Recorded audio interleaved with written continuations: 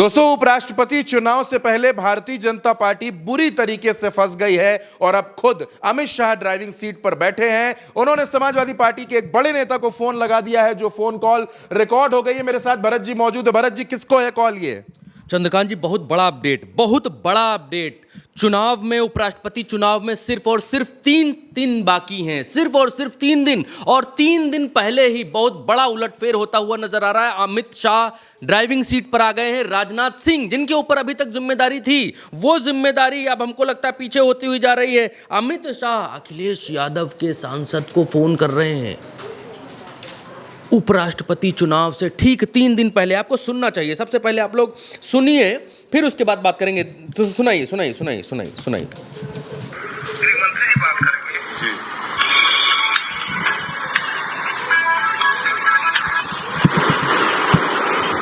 राजीव जी, जन्मदिन की शुभकामनाएं। जी प्रणाम सर, आशीर्वाद के हो गए सर। ऑफिशियली 56 साल का हो गया, वैसे 53 साल का हुआ सर। चलिए, बहुत बहुत शुभकामनाएं। धन्यवाद सर, धन्यवाद सर। फिर भी आता हूँ फिर से गृहमंत्री जी बात करेंगे। जी। कौन बात करेगा? सुनिए, फिर से सुनिए। गृहमंत्री जी बात करेंगे। जी।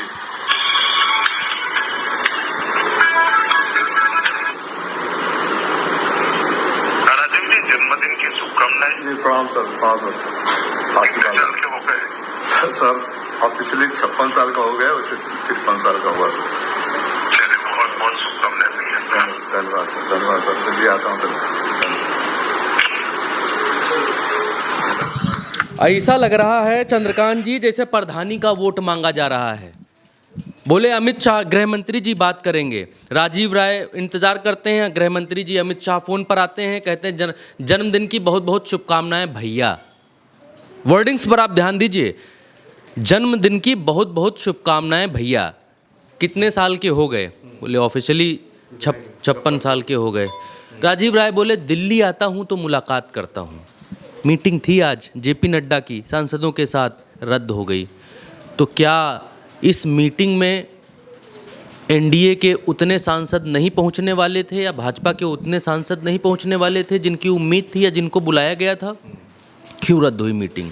बड़ी बात। लेकिन उससे पहले आप यहाँ आइए, राजीव राय को फोन करने का क्या मतलब है?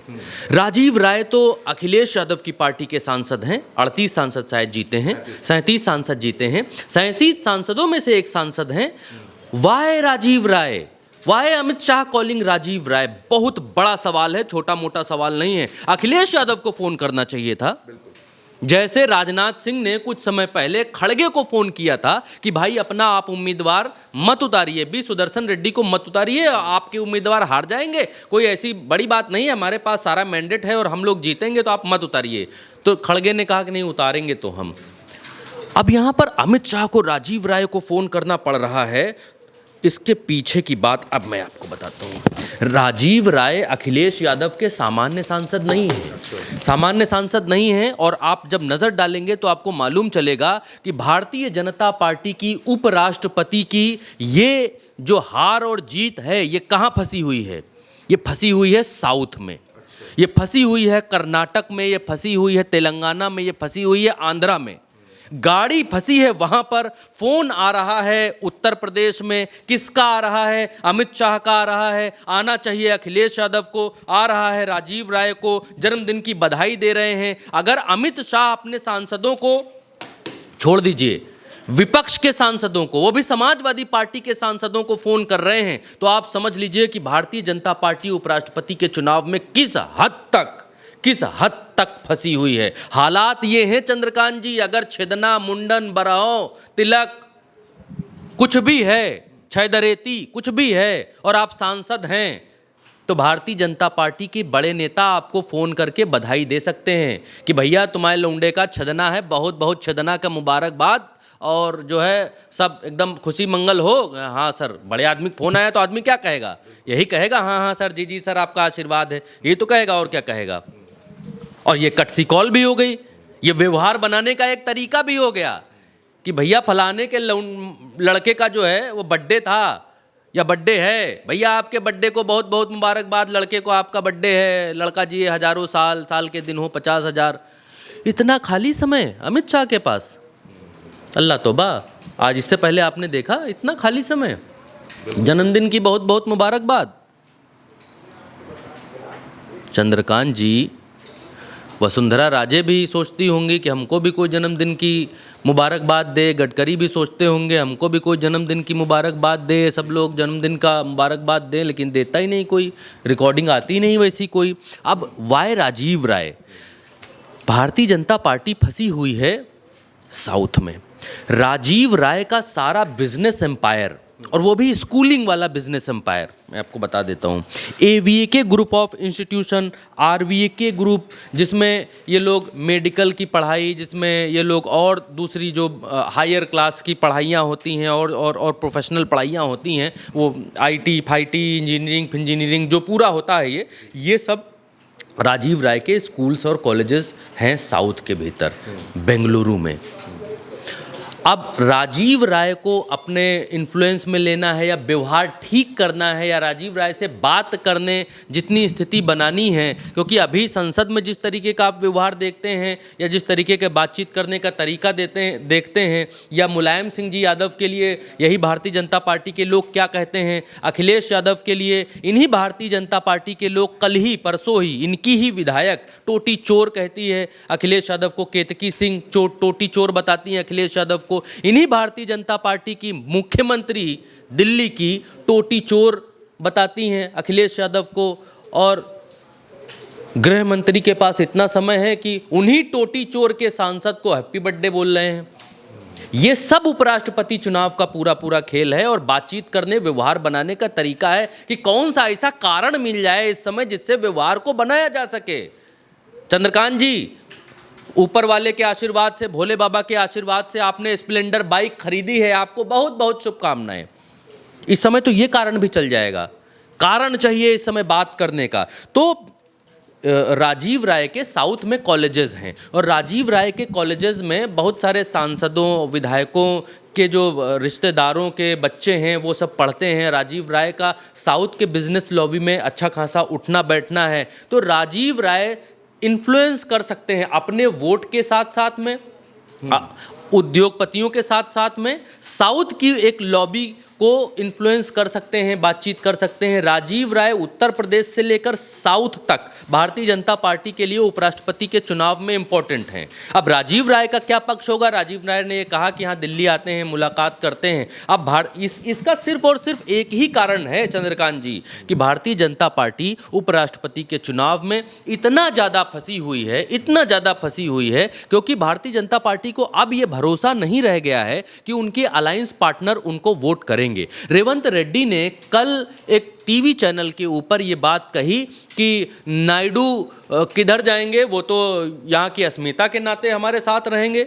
ऐसा क्या है, साउथ की अस्मिता के नाते हमारे साथ रहेंगे, वो जाएंगे किधर? बिल्कुल खुले लफ्जों में उन्होंने कह दिया। तो साउथ के भीतर जो गठबंधन बन रहा है वो एनडीए यूपीए कांग्रेस वाला नहीं बन रहा है, वो बन रहा है भाषाई आधार पर, वो बन रहा है साउथिज्म के आधार पर कि हमने सुदर्शन रेड्डी को बनाया है उम्मीदवार। सुदर्शन रेड्डी किसी पार्टी के नहीं हैं, स्वतंत्र उम्मीदवार हैं और वो किसी पार्टी में रहे नहीं हैं, तो भी सुदर्शन रेड्डी का सपोर्ट करना चाहिए। हमारा आदमी खड़ा है, हमारा आदमी संसद पहुंचेगा, हमारा आदमी उपराष्ट्रपति बनेगा, तो ये हमारी जाति के लिए, हमारी कम्युनिटी के लिए, हमारी भाषा के लिए, हमारी क्षेत्रीयता के लिए, हमारे तमिल के लिए, हमारे तेलुगु के लिए अच्छा रहेगा। इसमें क्या है? भारतीय जनता पार्टी को तो वोट दे नहीं रहे, हम कांग्रेस को तो वोट दे नहीं रहे, हम एक ऐसे व्यक्ति को वोट करके उपराष्ट्रपति बनाना चाहते हैं जो जो जो जो जो तेलुगु भाषी है, जो साउथ का है। तो अमित शाह यहाँ पर जो फ़ोन करने के लिए मजबूर हुए हैं और किस व्यक्ति को फ़ोन कर रहे हैं ये भी आपको एक बार की समझ लेना चाहिए।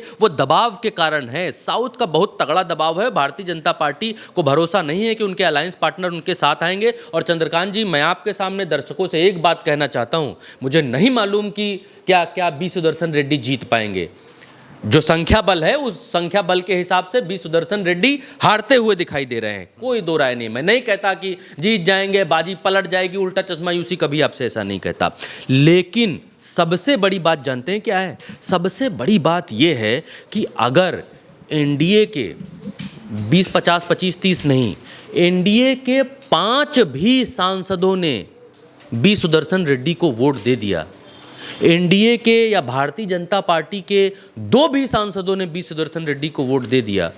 तेलंगाना और आंध्रा में 11 रेड्डी सांसद हैं।